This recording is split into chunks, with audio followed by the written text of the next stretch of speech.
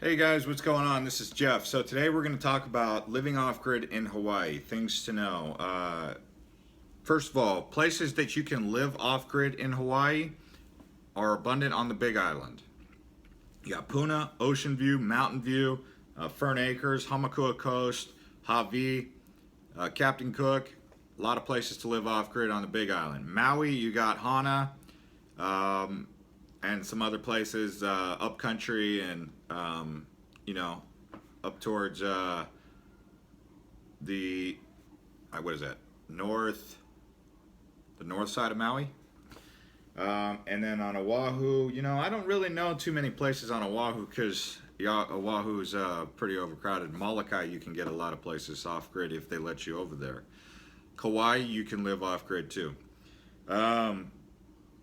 The thing to know about living off grid is you're going to be probably using solar power energy, solar voltaic. I don't know the details on how solar panels work, but I know that you can use a Tesla battery which stores power and kind of does a community share.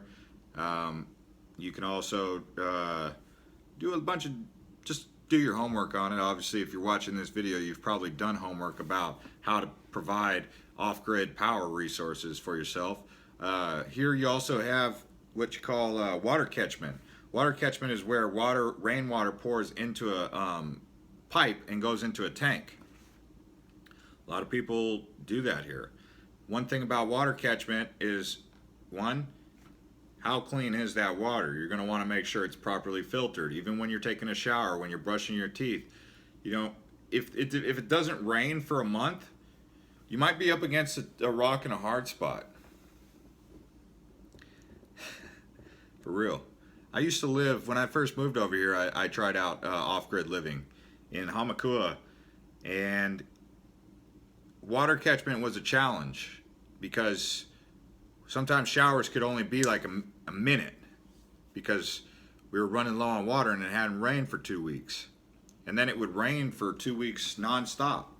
So you get these kind of like weird patterns that can affect water flow. I also lived on water catchment down in Puna for a short time. We ran out of water there and we had to consider calling in a water truck to fill up the catchment tank.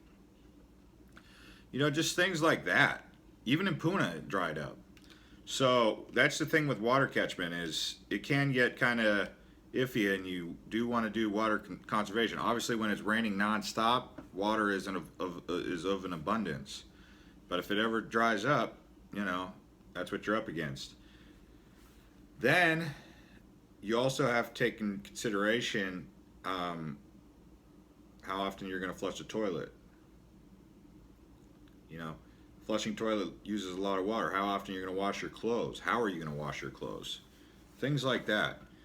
How are you going to water your garden?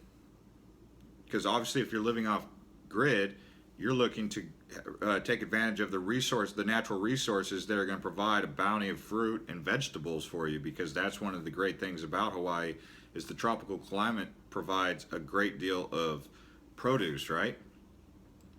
So some other things, when you're living off grid, the benefits are going to be you're going to find yourself having a lot more financial freedom.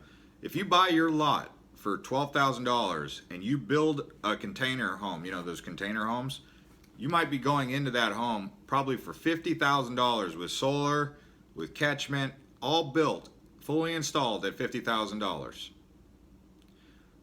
What are your bills after that? Food, gas.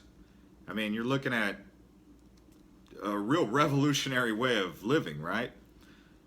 And as time goes by, you can refine all your processes and say, well, okay, I've been saving all that money I would have been spending on bills. Now I'm saving that up for a more efficient solar unit, which is going to pay off. More efficient water catchment, septic. You got to take that in consideration. So they do septic tanks and they also do cesspools. Which one are you going to go with? The thing I don't like is if I don't own the land and I'm living on someone else's, then I can't really fully enjoy the opportunity that exists. What I mean by that is if I'm renting an off-the-grid house and they won't let me grow a garden or plant papaya trees or mango trees or coconut trees, whatever I would like, guava, all types of different things. How am I going to fully enjoy that? And so that was the thing that I didn't care for about living off grid. Obviously, I don't live off grid now. I'm back in the city, and the reason for that is because I did it, I liked it, but I'd like to go back out there and try it again as an owner instead of renter. Let's see here. Some other things to keep in mind about living off grid. You got raise your own livestock. You got independence. If you're one of those people that don't really like getting the bills in the mail all the time, you can really cut ties from all that if you're living off grid. You can really separate yourself from that, assuming that you take the proper steps to separate yourself from that. It is beautiful out there. Ocean view, you have to keep in mind, it is on the slopes of Mauna Loa. There's going to be a little bit of fog. It's close to Kilauea. There's also going to be the imminent threat of earthquakes that eventually lead to volcanic eruptions. Natural disaster, it's real there. Hurricanes.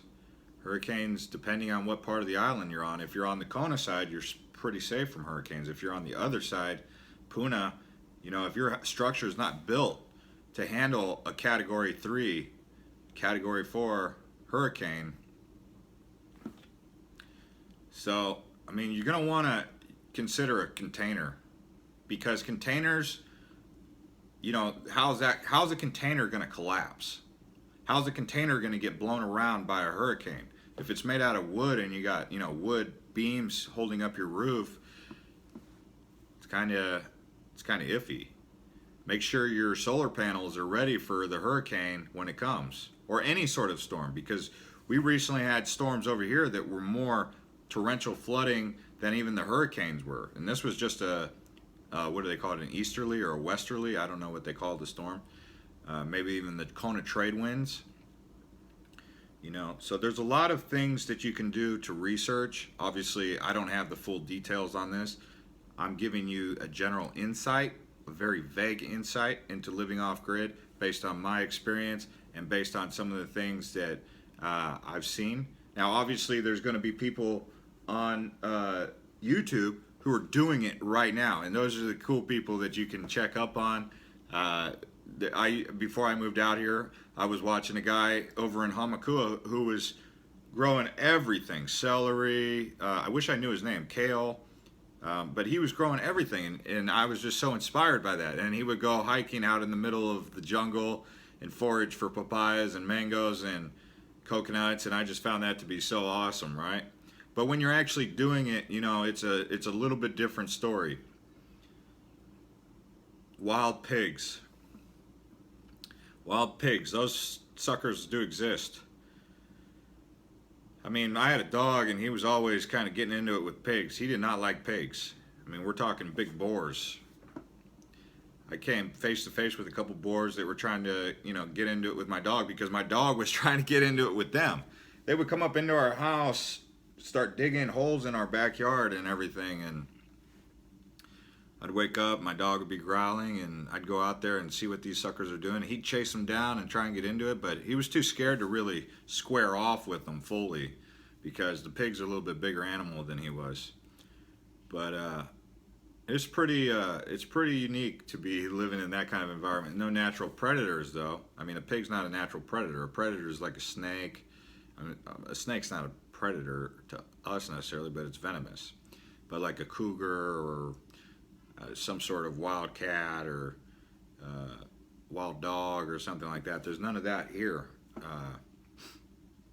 on the land.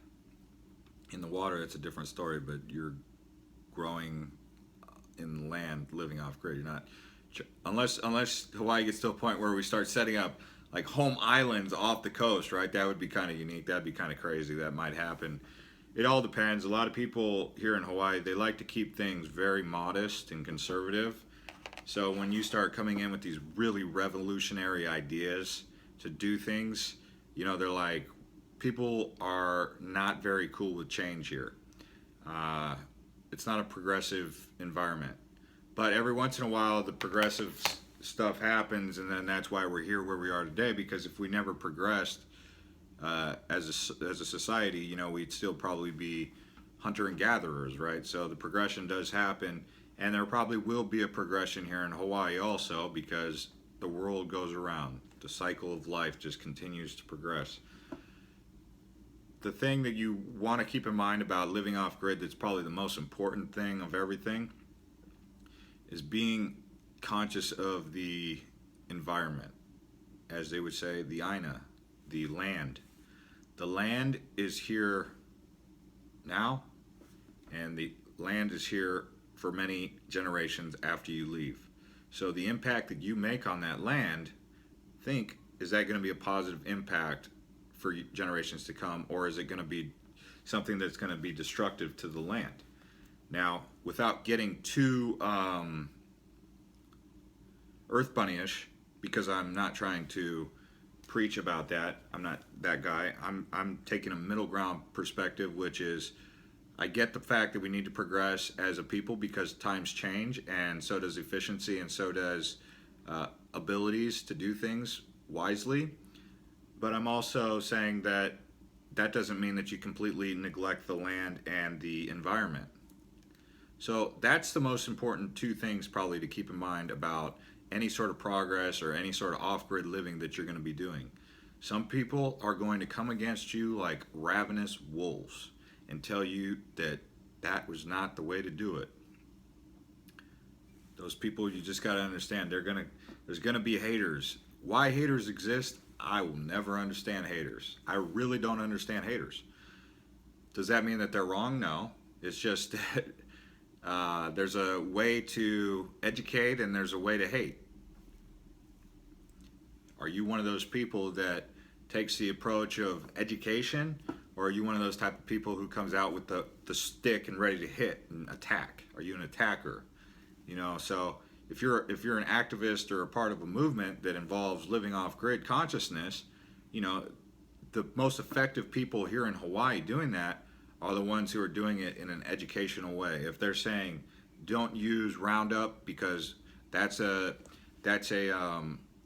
chemical agitator to the environment, use this organic solution. That's how you teach.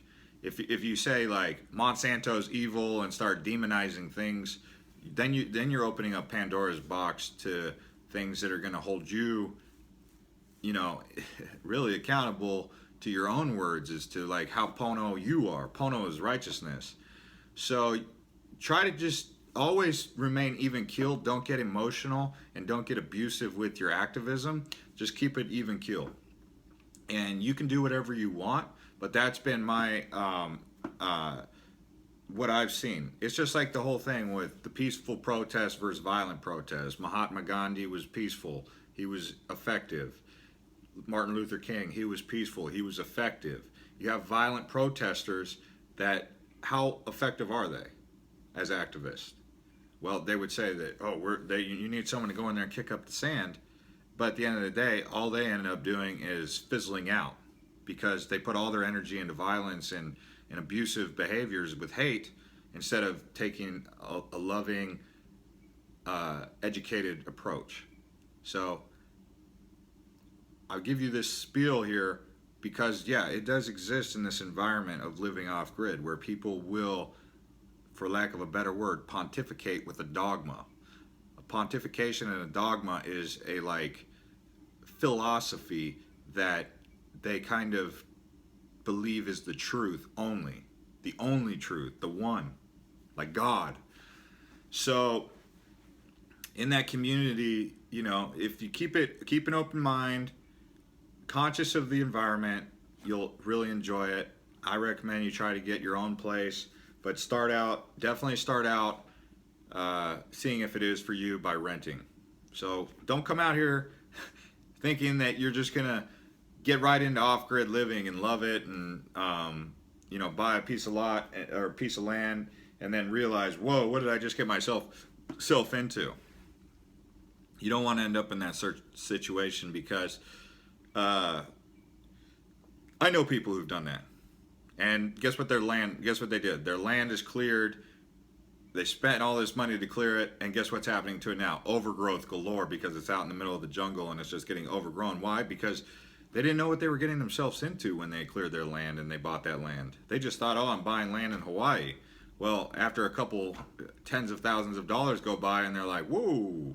And that's why you'll see vacant lots out there, just sitting there. What's the plan? Like, do you know what you're signing up for? Because living in the jungle is rugged. It's rough. It's not for, if you've been living 25 years in Los Angeles and you think you're going to come out here after being a suburbanite and think that you're going to just move into the Hawaiian jungle and start kicking butt and taking names without any experience, think again. Can you do it? Of course. And are some of you able to do that? Yeah, probably. But most of you, I mean, I've seen the hardest, toughest, most legitimate adventure people get deterred by the jungle out here. And not just me. I mean, like I said, I came out here and I eventually, I wanted to do the off-grid thing. But after I did it, having to step outside to go to the bathroom in the middle of the night because my bathroom was outside of my home in the middle of the rain, did I want to continue to go pee in the middle of the night in the rain, or do I prefer the toilet that's inside my house when it's raining out? If it's a hurricane, in the middle of the night going to the bathroom, that's just one of the many things. Do I want to be living with insects and bugs and centipedes and stuff like that could potentially be coming into my house? Do I like internet? Can you have internet out there? Sure. Do I like having consistent water from the public supply? Yes. Do I like having consistent power? Yes. Do I enjoy the possibility of living off grid? Absolutely. Would I like to do it? Yes. Am I ready for full time? Well, I'd have to really be into it. And the only way I can be into it is if I got the proper resources. So, talk to you later. And subscribe to this channel if you like.